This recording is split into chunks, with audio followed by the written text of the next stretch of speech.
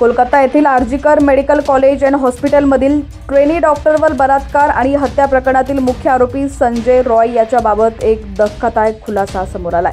डॉक्टरचा मृतदेह 9 ऑगस्ट रोजी सापडल्याच्या 1 दिवसानंतर आरोपीला अटक करण्यात आली होती।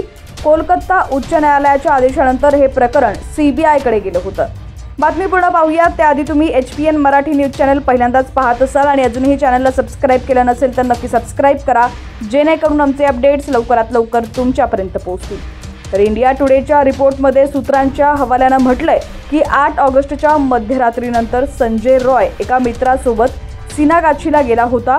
हा उत्तर कोलकात्याचा रेड लाईट एरिया आहे। त्याने सांगितलं की आरोपी रॉय त्या रात्री दारू प्यायला होता।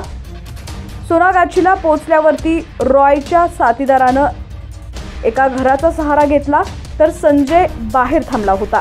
रिपोर्टच्या माध्यमानुसार असं म्हटलं जातंय की सोनागाछीनंतर ते दोघंही रात्री 2च्या सुमारास दक्षिण कोलकात्यामधील चेतला या आणखी एका रेड लाईट एरियामध्ये गेले आणि तिथंही तीच घटना घडली। आरोपीनं मद्यधुंद अवस्थेत तिथून जाणाऱ्या एका महिलेची छेड काढली। त्याने एका महिलेला फोन करून तिचे न्यूड फोटो मागितले। संजय रॉयचा मित्र बाईक घेऊन घरी गेला। याच दरम्यान संजय पहाटे 3:30च्या सुमारास आरजीकर मेडिकल हॉस्पिटलच्या ट्रॉमा युनिटमध्ये फिरताना दिसला। दरवाजा तोडून संजय मध्यधुंद अवस्थेत ऑपरेशन थिएटरमध्ये घुसला। पहाटे 4च्या सुमारास तो हॉस्पिटलच्या इमर्जन्सी वॉर्डमध्ये पोहोचला आणि त्यानंतर थेट 3ऱ्या मजल्यावरील सेमिनार हॉलमध्ये गेला।